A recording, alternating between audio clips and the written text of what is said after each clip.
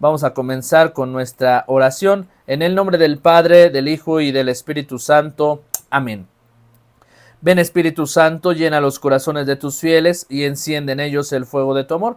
Envía, Señor, tu Espíritu y todo será creado y se renovará la faz de la tierra. Espíritu Santo, fuente de luz, ilumínanos. Señor Jesús, hoy que estamos ante tu presencia para poder formarnos en nuestra fe católica, te pido que bendigas a cada una de las personas que van a ver este curso, que van a poder tener la oportunidad de participar en él. Ilumínalos, dales la sabiduría y la gracia de poder aprender todo lo que sabremos sobre nuestra fe en este curso, y que no solamente nos los guardemos para nosotros, sino que lo llevemos a nuestras comunidades y lo compartamos con los más necesitados. Todo esto te lo pedimos a ti que vives y reinas por los siglos de los siglos. Amén. En el nombre del Padre, del Hijo y del Espíritu Santo. Amén. Pues bueno, hoy vamos a comenzar con nuestra formación con respecto, ¿sí?, al curso de liturgia, ¿sí? Y quiero comenzar, ¿sí?, primero que nada, invitándoles a todos a que tengan sus escrituras, sus sagradas escrituras en las manos, su sagrada Biblia, porque vamos a comenzar, antes de entrar a la liturgia, hoy vamos a comenzar con el origen de la liturgia. Bueno, quiero comenzar explicándoles que la sagrada liturgia, pues, es lo que hoy celebramos en la misa, ¿sí? Todos los movimientos, posturas, objetos litúrgicos son lo que conocemos en la misa, pues es la liturgia, ¿sí? Nosotros mismos somos la liturgia, pero hoy vamos a comprender, ¿sí?, cuál es el sentido de la liturgia, a quién se le ocurren todas estas posturas, los libros litúrgicos, los movimientos, por qué tiene que haber un canto de entrada, por qué el altar, por qué tenemos que consumir el cuerpo de Cristo, por qué escuchar la palabra de Dios, por qué el sacerdote utiliza la casulla. Todos estos objetos litúrgicos, pues hoy los vamos a conocer, pero vamos a entender un poquito sobre nuestro origen bíblico, el cual se los voy a presentar a continuación. Quisiera yo que fueran a sus sagradas escrituras en el capítulo 40 del libro del Éxodo, ¿sí? Vamos a situarnos todos en el libro del Éxodo, capítulo 40, versículos del 1 en adelante. Todo el libro de Levítico, hermanos, nos va a hablar sobre lo que es, después del Éxodo en el capítulo 40, vamos a tener el libro de Levítico, ¿sí? Y este libro de Levítico nos va a traer, pues, todo lo que son las instrucciones con respecto a las posturas del encuentro del Señor. Resulta que en el Antiguo Testamento, pues, hubo un problema que Dios se da cuenta de que el hombre, aunque es bueno, tiene maldad en su corazón. Y entonces Dios va a buscar las maneras de llevar al hombre al encuentro de Dios, ¿sí? Es decir, Dios mismo sale en busca de nosotros para encontrarnos y encontrarse Él con nosotros. Y dado que desde la creación con Adán y Eva se da cuenta de la desobediencia, más adelante ya el Señor mismo nos dará las instrucciones para nosotros poder encontrarnos con Él. Entonces, en el Antiguo Testamento surgen los primeros ritos con Moisés, y por eso en el capítulo 40 del libro del Éxodo va a decir lo siguiente: la consagración de la morada. Dios le dice a Moisés que construya un templo, una tienda, y le va a dar todas las instrucciones de cómo tiene que ser este encuentro, cómo tienen que ser los ritos, las posturas, qué es lo que se va a realizar. Entonces aquí prácticamente tenemos... prácticamente tenemos todo lo que es el origen de la liturgia, quién es el que manda en realidad a que nosotros, pues, realicemos la liturgia como la conocemos. Entonces, vamos a leer capítulo 40 del libro del Éxodo, que dice: Yahvé habló así a Moisés: el día primero del primer mes alzarás la morada, la tienda del encuentro. Allí pondrás el arca de la alianza y cubrirás el arca con la cortina. Llevarás la mesa y la dispondrás. Llevarás también el candelabro y prepararás las lámparas. Aquí quiero hacer una pausa. Espero me puedan seguir la lectura con su Biblia, ¿sí? Es importante que ustedes vayan siguiendo la lectura desde su casa, porque esto nos va a dar mucho sentido cuando nosotros leemos lo que estamos compartiendo con el origen de la liturgia, para que así nos demos cuenta que esto no es una ocurrencia mía, esto es prácticamente lo que el Señor nos mandó desde el Antiguo Testamento con Moisés. No es una ocurrencia del hombre, es Dios mismo que le habla a Moisés y le dice lo que tiene que preparar para ese encuentro del Señor. Entonces recordemos que la liturgia va a ser todas estas posturas, objetos, todo lo que hay que preparar para vivir ese encuentro con el Señor. Entonces acá dice que Dios le habla a Moisés y le dice, el día primero del mes alzarás la morada. La morada se refiere a alzarás la tienda del encuentro, es decir, el templo. Allí pondrás el arca de la alianza y cubrirás el arca con la cortina. Llevarás la mesa y la dispondrás. Llevarás también el candelabro y prepararás las lámparas. Colocarás el altar de oro para el incienso delante del arca de la alianza y colgarás la cortina a la entrada de la morada. Fíjense, ya le está dando instrucciones sobre el altar. Colocarás el altar de los holocaustos. ¿Por qué el altar de los holocaustos? Porque era el altar del sacrificio.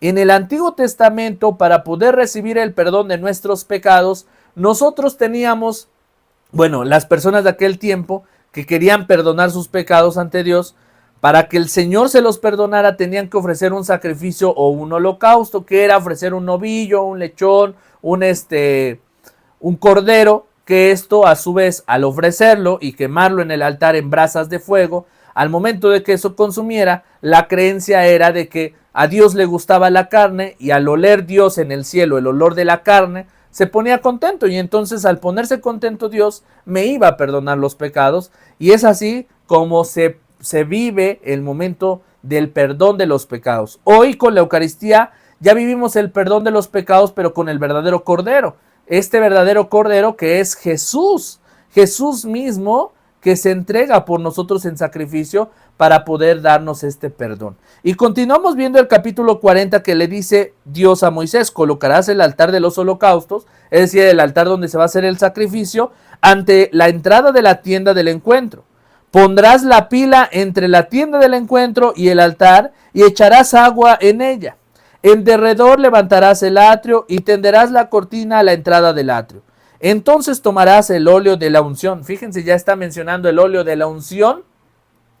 También nosotros hoy en la liturgia recibimos el óleo de la unción, que es el óleo también de los catecúmenos, el óleo del Santo Crisma, y ungirás la morada y todo lo que hay en ella.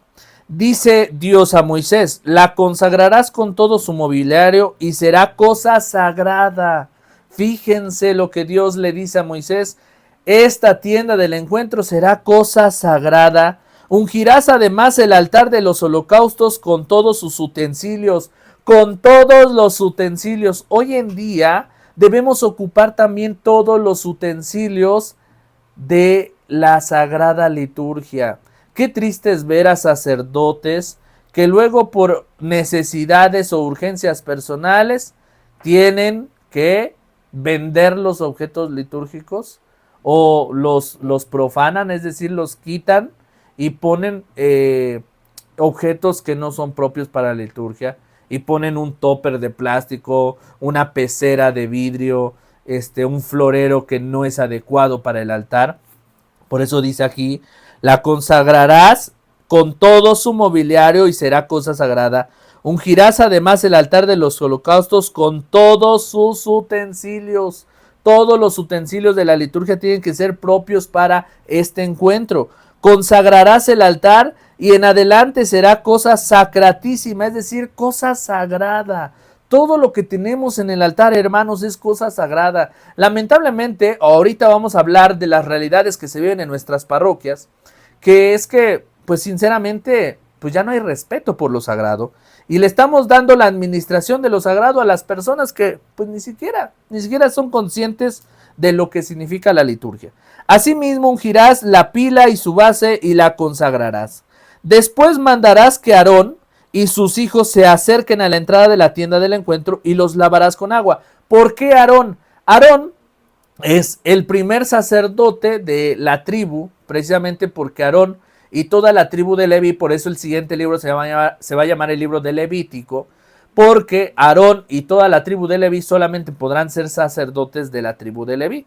Entonces Aarón, consagrado como uno de los primeros sacerdotes, él y sus hijos son los que van a tener la administración de lo sagrado. Acá viene también la importancia de quién es el líder en la vida de la iglesia. Dice, vestirás a Aarón con las vestiduras sagradas, lo ungirás y lo consagrarás para que sea mi sacerdote. Aarón será el sacerdote de Dios. Mandarás también que se acerquen sus hijos, lo vestirás con túnicas, los ungirás como ungiste a su padre para que sean mis sacerdotes. Así por su unción serán sacerdotes míos para siempre, de generación en generación. Entonces, ¿qué pasó? Moisés hizo todo según lo que Yahvé le había mandado. Así lo hizo. En el primer mes del año segundo, el día primero del mes, alzaron la morada. Moisés alzó la morada, asentó las basas, colocó sus tablones, puso los travesaños y eligió sus columnas. Después desplegó la tienda por encima de la morada y puso además por encima el toldo de la tienda, como Yahvé había mandado a Moisés. Luego tomó el testimonio y lo puso en el arca. Puso al arca las varas y sobre ella colocó el lugar del perdón en la parte superior. ¿Qué era el lugar del perdón? Pues era el lugar del sacrificio, el lugar donde se iba a hacer el sacrificio de este animal, de este cordero, para el perdón de los pecados.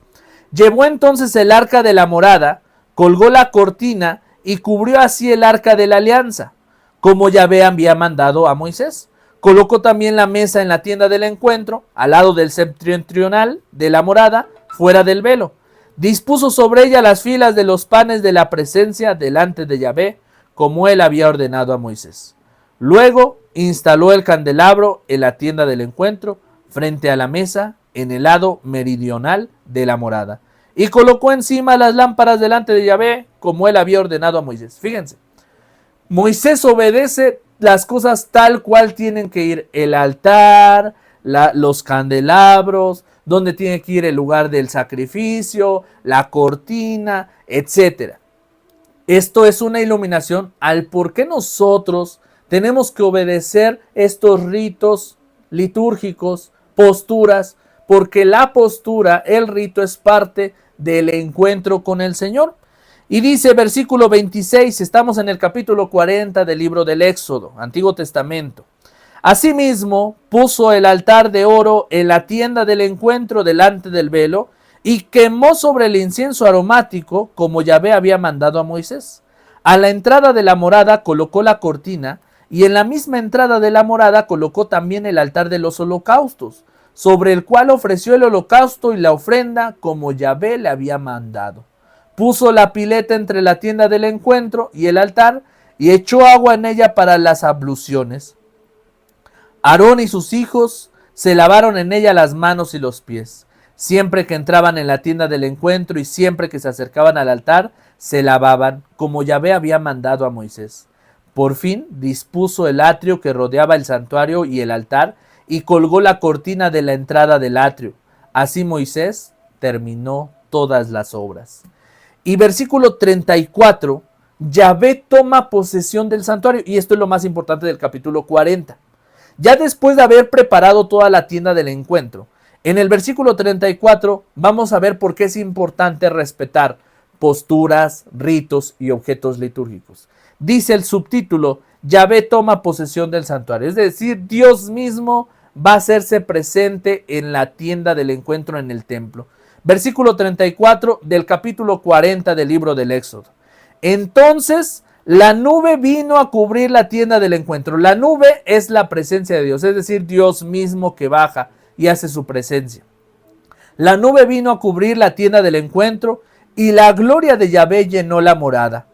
Moisés ya no podía entrar en la tienda del encuentro, pues la nube descansaba sobre ella y la gloria de Yahvé llenaba la morada. Es decir, cuando Dios estaba presente, nadie podía entrar porque era cosa sagrada. Es decir, Dios descendía y por eso es que ellos solamente hacían este acto de presencia desde afuera del templo.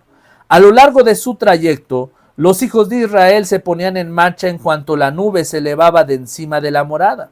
Pero mientras la nube no se elevaba, ellos no se movían y esperaban el día en que de nuevo se elevara. Porque la nube de Yahvé descansaba sobre la morada durante el día a la vista de todo el pueblo de Israel, y durante la noche se veía fuego en ella. Así sucedió a lo largo de su trayecto. Miren qué bonito. Dios mismo le manda a Moisés cómo preparar el templo, la tienda del encuentro, y una vez que ya está preparada, Dios mismo cumple su promesa y baja. Hoy, hermanos, nosotros ya no tenemos esa nube que es Dios mismo, sino ahora tenemos a Dios que se hizo carne, no se hizo nube.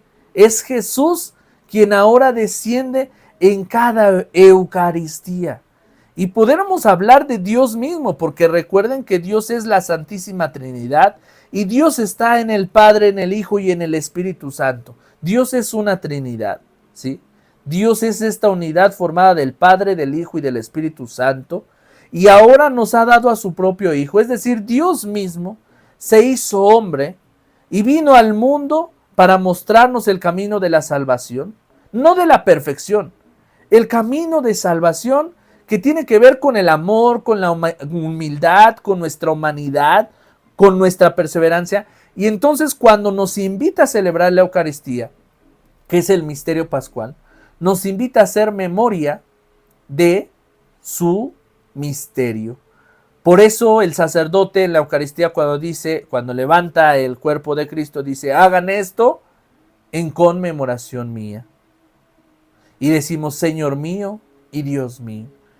Ese acto tan reverente, tan importante, de que Jesús nuevamente vuelve a entregar su vida en cada Eucaristía, porque se vuelve a dar en cuerpo, nos muestra el sentido del por qué debemos nosotros respetar la liturgia y debemos de llevarla al último fin, que es encontrarnos con el Señor. Y qué bonito que aquí Moisés hace las cosas tal cual el Señor se las manda, y después Dios hace su acto de presencia descendiendo en forma de nube.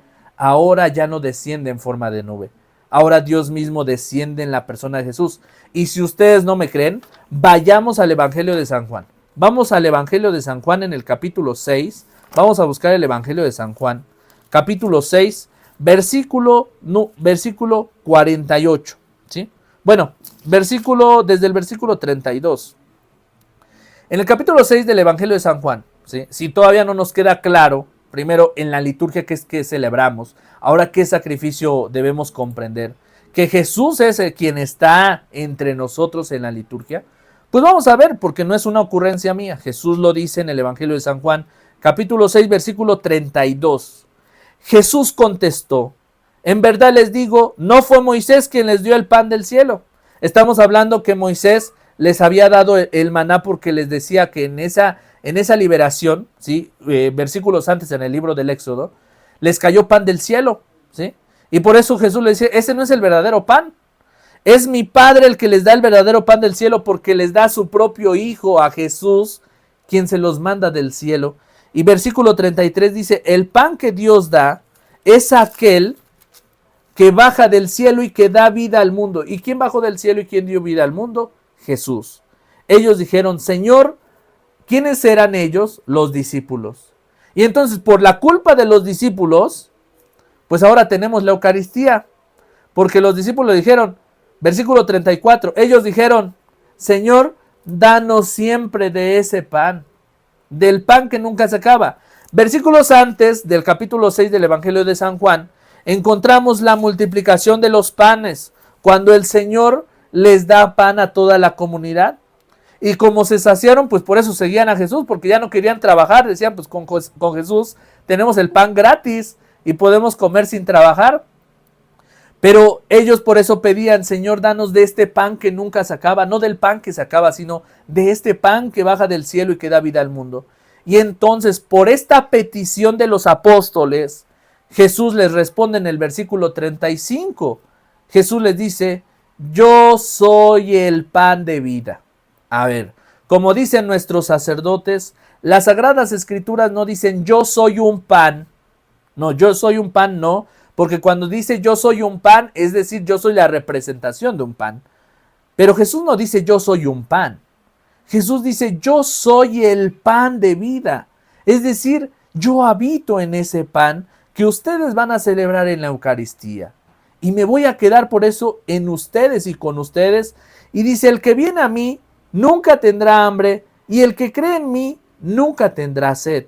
Sin embargo, como ya les dije, ustedes se niegan a creer aún después de haber visto. ¿Y a quiénes tenemos en medio de nosotros que no creen? A nuestros hermanos protestantes. Y lo digo con todo cariño y con todo el amor del mundo, porque también nuestros hermanos protestantes son seres humanos como nosotros y también son hijos de Dios, pero que se han confundido en la fe, que no entienden el misterio del Señor, porque la fe se nos otorga de parte de Dios. Entonces, dice Jesús, sin embargo, como ya les dije, entre ustedes se niegan a creer aún después de haber visto. Todo lo que el Padre me ha dado vendrá a mí, y yo no rechazaré al que venga a mí, porque yo he bajado del cielo. Ahora vamos al versículo 48, en ese mismo capítulo 6, en el versículo 48 del Evangelio de San Juan. Dice Jesús, yo soy el pan de vida. Lo vuelve a repetir, versículo 48, yo soy el pan de vida. Sus antepasados comieron el maná en el desierto, pero murieron. Aquí tienen el pan que baja del cielo, para que lo coman y ya no mueran. Yo soy el pan vivo que ha bajado del cielo. El que coma de este pan, vivirá para siempre. Fíjense, la promesa que hace el Señor. Si en el Antiguo Testamento Dios mismo le promete a Moisés, haz una tienda para el encuentro porque yo la voy a bendecir, y cumple su promesa bajando en forma de nube, imagínense aquí la promesa que ahora nos ha dado Jesús. Yo soy el pan vivo que ha bajado del cielo, en el versículo 51.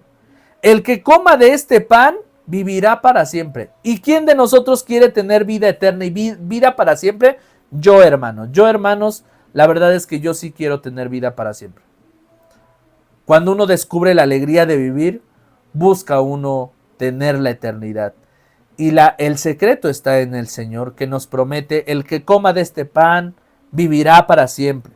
El pan que yo daré es mi carne y lo daré para la vida del mundo. Entonces, terminando con este apartado de la explicación de lo que celebramos en la liturgia, es a Dios mismo, hermanos, a quien celebramos en la Eucaristía. Dios mismo que se hizo hombre y que se ha quedado en un pedazo de pan. Y como siempre lo he dicho en el curso para ministros extraordinarios, para catequistas, para diferentes servidores en la iglesia, yo les he dicho, mira, yo no sé si Dios te conceda la gracia de comprender tan grande misterio. Porque incluso yo a veces también me pongo a pensar, Señor, ¿cómo fue posible que te quedaste en un pan? Estás viendo que nos cuesta comprender las cosas de la vida y tú te quedas en un pan para nosotros. Yo entiendo cómo hay tantas personas en el mundo incrédulas, porque es difícil creer que el Señor se queda en un pan para nosotros. Un pan que no nos va a hablar, pero que sí nos va a bendecir, que sí nos va a dar la gracia, que sí nos da la salvación. Pero un pan que no es una persona como tal, que nos habla, que nos abraza, que llega a nosotros tal cual, sino es un misterio en donde nosotros tenemos que descubrir al Señor en este pedazo de pan, ese pan consagrado donde Jesús está presente. Es Jesús mismo ese pan. Por eso los discípulos le dicen, Señor, danos de ese pan. Y Jesús les dice, yo soy el pan de vida. Yo soy el pan de vida. El que viene a mí nunca tendrá hambre. Y entonces, hermanos, la liturgia o celebrar la Eucaristía es celebrar a Jesús mismo. Y por eso es tan importante estudiar este tema sobre los objetos litúrgicos. Aprender cómo utilizar el misal romano, la cruz alta, los ciriales, el leccionario, la naveta, los leccionarios, las partes del altar, donde van los candelabros, donde va colocado el ambón, la pila bautismal. Bueno, todo eso lo iremos descubriendo en este curso. Y ustedes que ya tomaron el curso, de verdad van a salir con un panorama totalmente distinto. Ahorita que terminemos esta primera sesión, se van a quedar perplejos con todo lo que vamos a aprender. Y en la siguiente sesión del día miércoles aprenderemos a detalle cada uno de los libros, el misal romano, el leccionario, pero es irlo entendiendo por partes. Ahorita que ya lo entendimos en el origen bíblico, que no es una ocurrencia mía, es que Dios mismo le manda a Moisés, ahora, la iglesia, con todo el magisterio y la tradición de la iglesia católica, pues ha procurado pues mantener ese camino de la sacralidad. Y por ello, la iglesia ha trabajado en un documento que es la Sacrosanctum Concilium. Este documento, que a continuación vamos a ver y que estamos viendo en pantalla acá en el curso, entonces la Sacrosanctum Concilium, que es, y vamos a comenzar con la primer parte.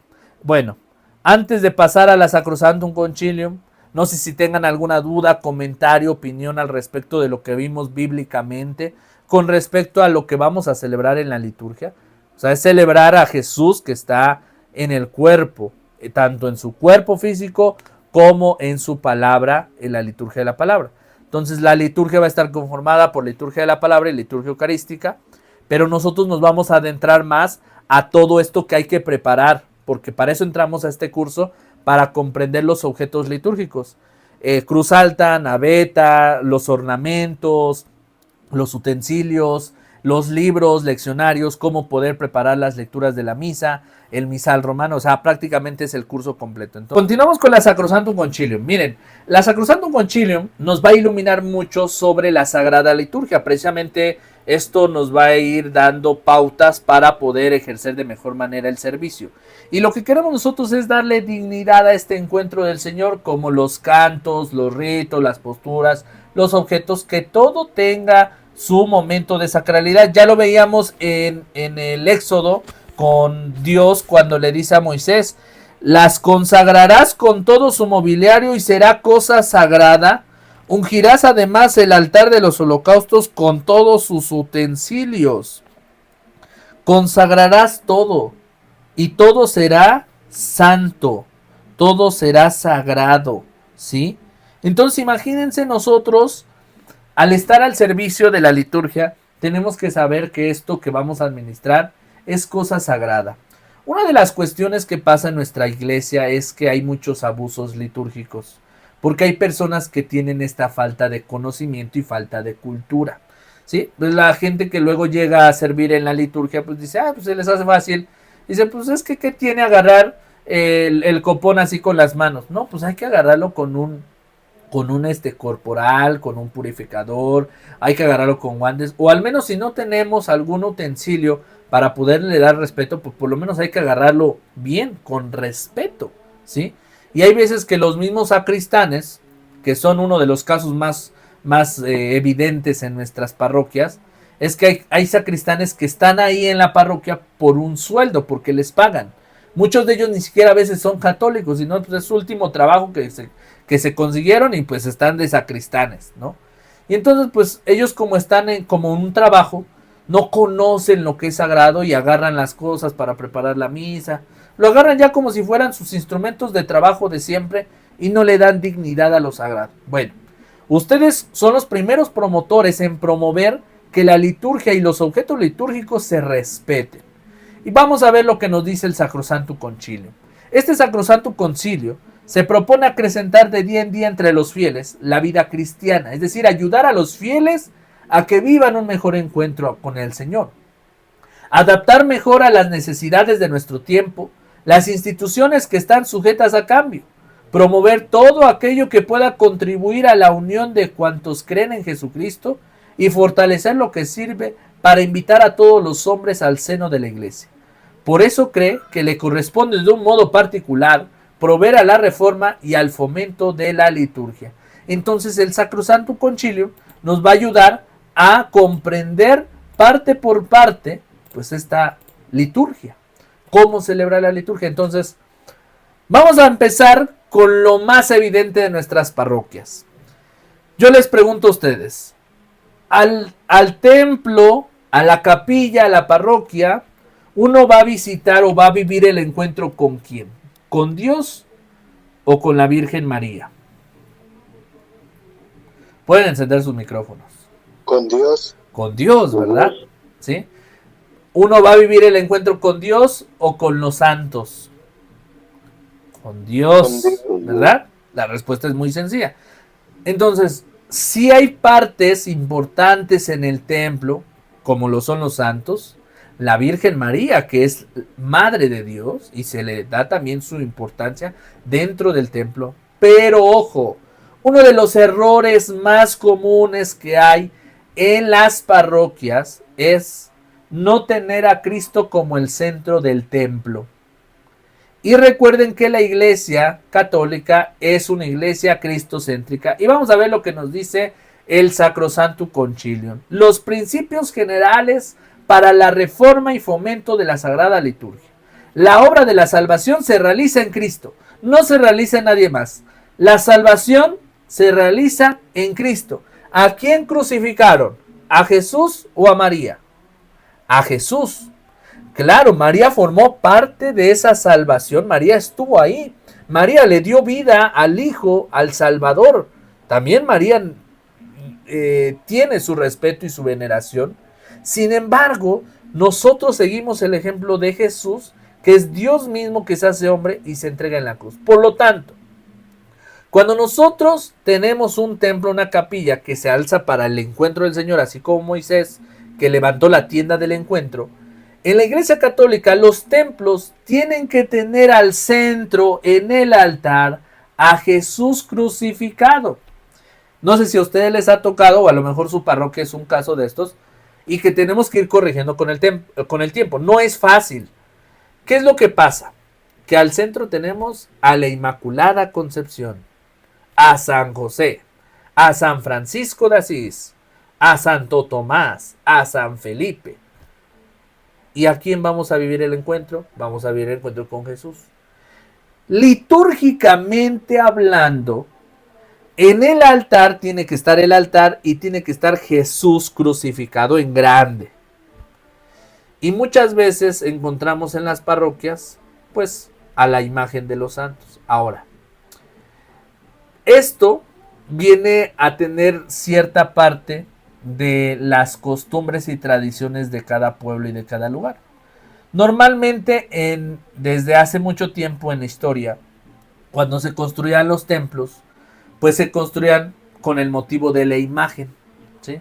Ay, es que nos trajeron la imagen. Muchas historias de los templos comienzan porque les trajeron una imagen, o que hay historias donde la imagen la trajeron a reparar al pueblo con un artesano, la reparó, pero ¿qué creen? Pues ya no se quiso ir la imagen y aquí se quedó en este lugar. Entonces vamos a construir aquí un templo, una casa de oración, y vamos a poner la imagen en alto. Entonces se ponía la imagen del santo, San José, San Francisco, la Virgen María, y se ponía en grande porque pues ese templo o esa casa de oración se construía con el motivo de esa imagen. La imagen fue el motivo de que se construyera el lugar. Cristo ha estado siempre en medio de todos nosotros. Sin embargo, las imágenes de los santos han sido esta parte de mover al pueblo para hacer un templo, ¿sí? Entonces, no sé si a ustedes también les ha tocado ir a conocer estos templos de la Virgen María. Recuerden que la Virgen María tiene muchas advocaciones, ¿sí? La Inmaculada Concepción, la Virgen del Sagrado Corazón, de la Inmaculada, de la Virgen de Fátima, la Virgen de Lourdes. Bueno, tenemos tantas vírgenes que son advocaciones de María, pero la Virgen solo es una, que es María. Pero en cada lugar al que vamos, resulta que la imagen, la Virgen se apareció, por ejemplo, en un árbol, se apareció en algún lugar, y por eso ahí exclusivamente se construyó el templo, ¿sí? No es que esté mal, sino las imágenes y los santos son el motivo para construir el templo. Sin embargo, el error que se hizo desde nuestros antepasados es que construían el templo en honor a esa imagen, ¿sí? Cuando en realidad el templo es para vivir un encuentro ¿con quién? Con Dios, que es Jesucristo mismo. Entonces, algo que se tiene que ir reformando o cambiando es quitar las imágenes de los santos que estén en el altar al centro.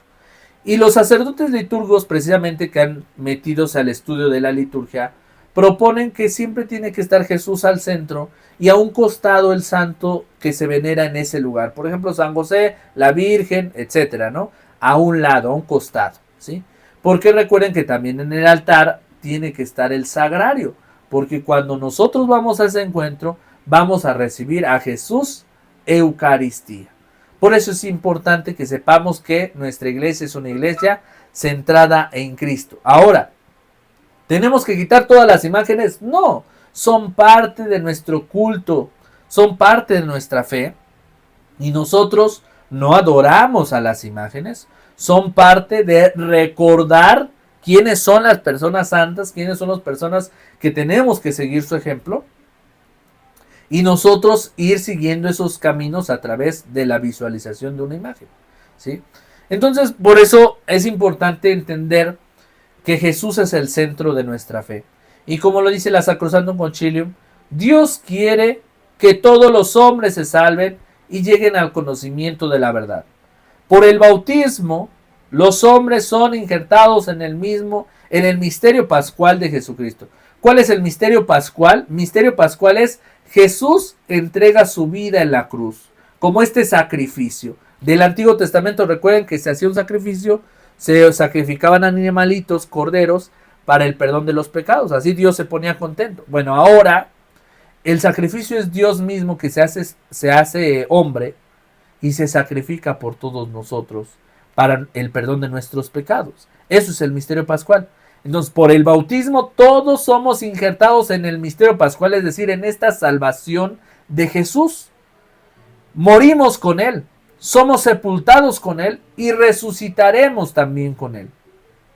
Recibimos el espíritu de adopción de hijos por el que clamamos Abba Padre.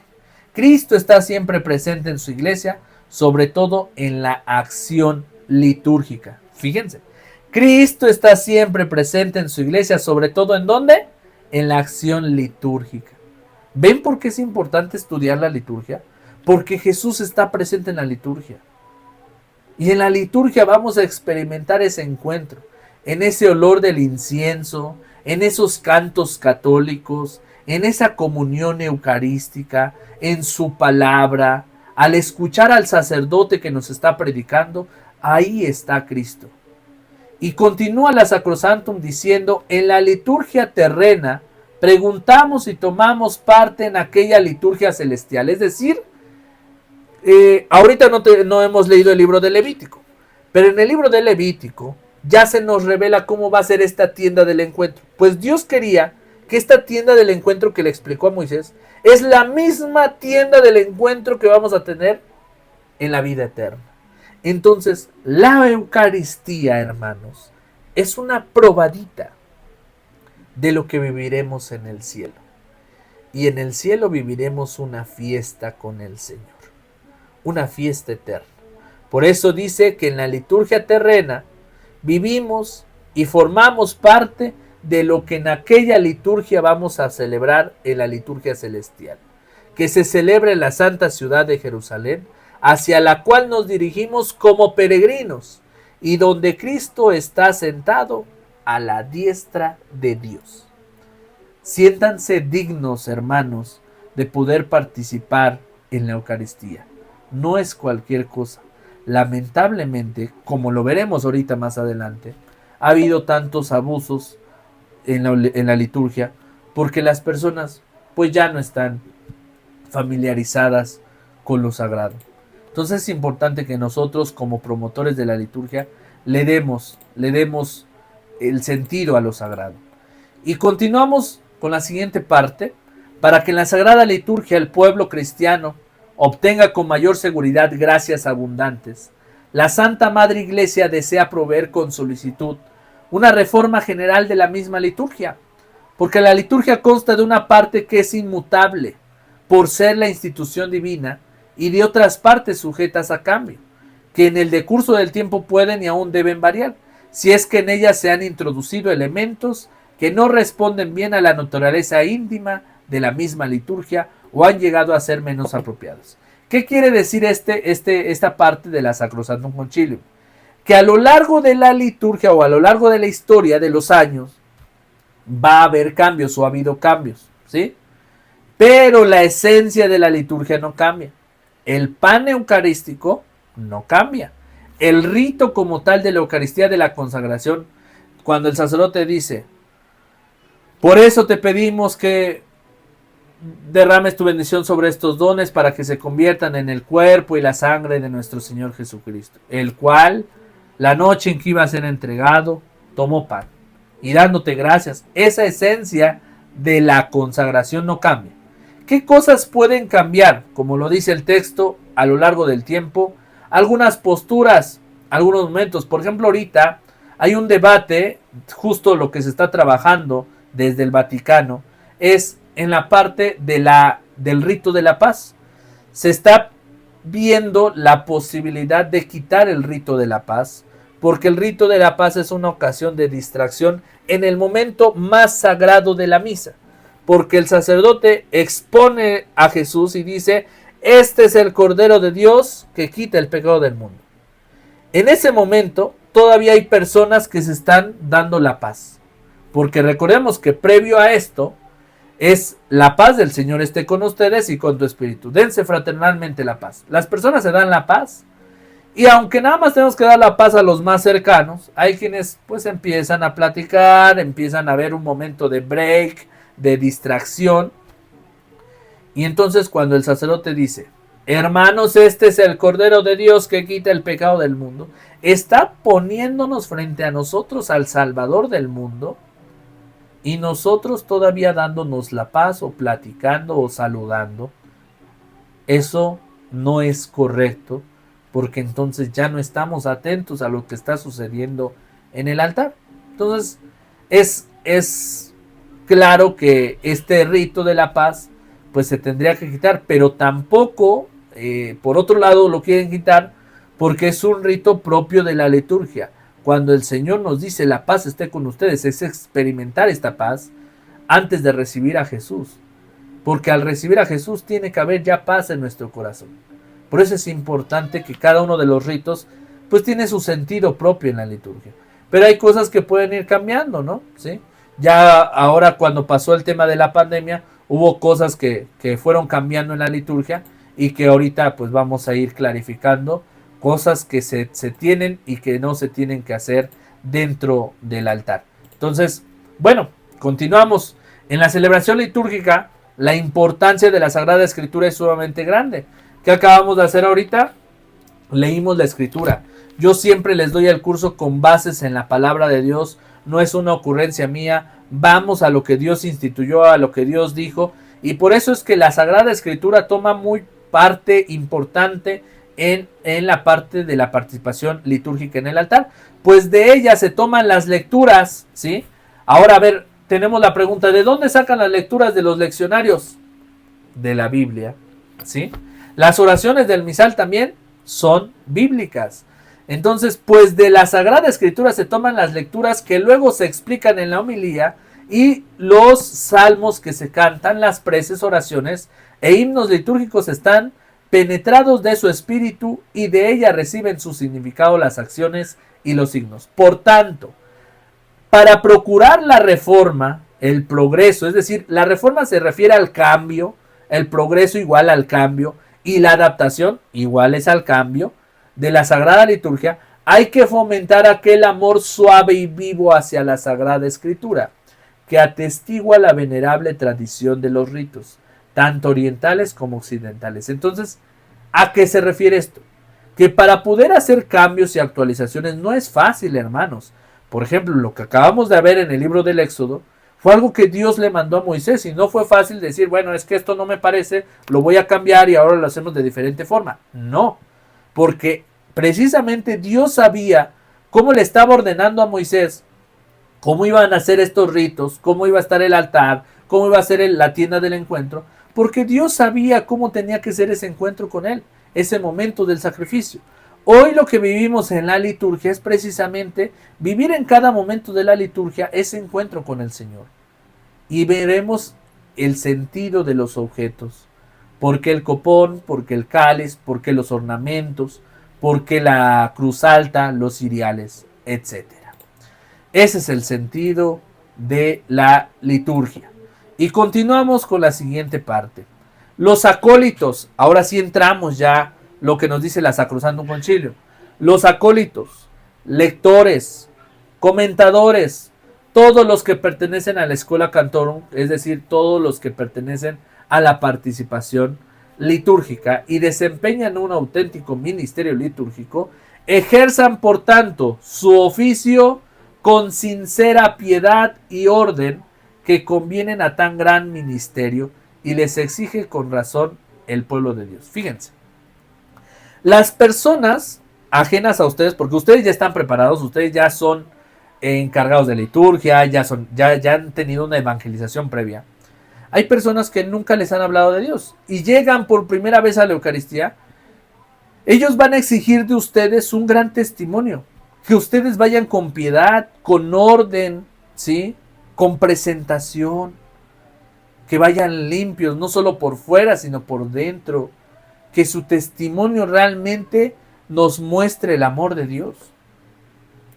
Y como lo veremos en la liturgia, no solamente se tratará de respetar posturas, no se tratará de qué es correcto y qué es incorrecto, sino se tratará de ser prudentes, se tratará de dar testimonio con nuestra vida al momento de participar en la liturgia, porque nosotros mismos somos la liturgia, nosotros somos la liturgia. Y puede ser que en algún movimiento nos equivoquemos, a lo mejor hicimos mal un acto, o a lo mejor pasamos un corporal que no era, pasamos en lugar del copón, nos equivocamos y dimos el cáliz. Bueno, va a haber estos errores, pero al final es muy importante el testimonio. Por eso dice la Sacrosantum Concilium, ejerzan, encargados de liturgia, ejerzan por tanto su oficio con sincera piedad y orden, que convienen a tan gran ministerio. Es decir, estamos administrando a Dios mismo, que se va a hacer presente. Y yo quisiera poner este ejemplo con el nacimiento de un bebé. ¿Qué pasa cuando nosotros vamos a un hospital en el área de bebés donde nacen pues todas las criaturas del Señor? ¿Cómo están preparados los enfermeros y los doctores? ¿Cuánta higiene mantienen en estos lugares? ¿Sí? Los doctores que llegan y se lavan las manos, ¿sí? Se colocan guantes, incluso luego hasta cierran, hacen esta postura con sus manos para ya no agarrar con sus manos la misma llave, sino con su codo cierran la llave de agua. Y van así con sus manos, estos doctores o enfermeros, a realizar pues el acto de ya sea la cesárea o del momento del parto de la mujer. Y con cuánta delicadeza se tiene que recibir a ese niño o esa niña en el mundo. Lo toman, lo limpian, lo agarran con delicadeza, le cortan el cordón umbilical. ¿Con cuánta delicadeza se hace eso? ¿Sí? Y claro, también vemos algunas abusos o violaciones en esas reglas, porque a mí me ha tocado ver también doctores que ya están tan acostumbrados a eso, que hay un doctor acá en México que se llama el doctor César Lozano. No sé si no lo han escuchado, pero César Lozano es una persona que da cursos precisamente ahora de cómo hablar en público, de cómo superar algunos traumas y problemas. Después de ser doctor, se volvió doctor psicólogo con las personas. Pero él dice, después de ver tantas personas que en el parto, porque él era cirujano partero, algo así, pues él, después de atender a tantos partos, pues también llegaba al punto donde pues ya cortaba el cordón umbilical como si nada y agarraba a los niños ya no con la misma delicadeza que al principio, y también se llega a vivir esta parte de esta ruptura de la delicadeza, ¿no? Entonces, si nosotros lo vemos con actos tan sencillos en la vida misma, imagínense a nosotros que vamos a recibir a Jesús en la Eucaristía. Todo lo que tiene que ser parte de este ministerio, de este acto, de esta liturgia, tiene que tener todo su sentido sagrado. Ornamentos limpios, copones, vinajeras limpios. O sea, es triste ver que hay parroquias que nunca lavan sus vinajeras. Las vinajeras luego ya hasta tienen hongo hasta abajo como verde, de que nada más las van rellenando. pero nunca las vacían, ni las lavan, ni las enjuagan. Así las van dejando, nada más las van rellenando. Y pues ahí se quedan una semana hasta el próximo domingo. Y cuando la quieres volver a rellenar, pues nada más le vas echando lo suficiente y hasta abajo se va asentando lo que es la humedad, el hongo. Y eso es triste ver que no hay esa dignidad para las cosas de Dios. Cáliz, copones que ya están hasta oscuros del material de oro porque no los limpian, no les dan su pulidita, su limpiadita. Ornamentos que luego hasta están picados de la humedad ahí en las sacristías porque casi ni lo ocupa el padre y ahí lo dejamos. Y cuando se ocupa, pues es que nada más se ocupa el tercer domingo de Cuaresma. El ornamento rosa ya está mal, ya está picado, ya está carcomido. Luego a veces hasta hay ratones en las sacristías. Los libros ya están comidos por los ratones. Es triste ver esa realidad. Y ustedes son los primeros en promover estos objetos litúrgicos. Que se cuiden. Que por ejemplo acá, miren, yo tengo mi Biblia y se procura con una funda. Comprarle fundas a los libros, al leccionario. Si no hay para fundas, pues forrarlos con plástico, forrar el misal, cuidarlos. Es muy triste ver. Y también a los monaguillos exigirles que cuando utilicen el misal, no jalen los listones tan fuerte porque normalmente es lo que más se rompe. Los listones, las hojas, las jalan, las rompen.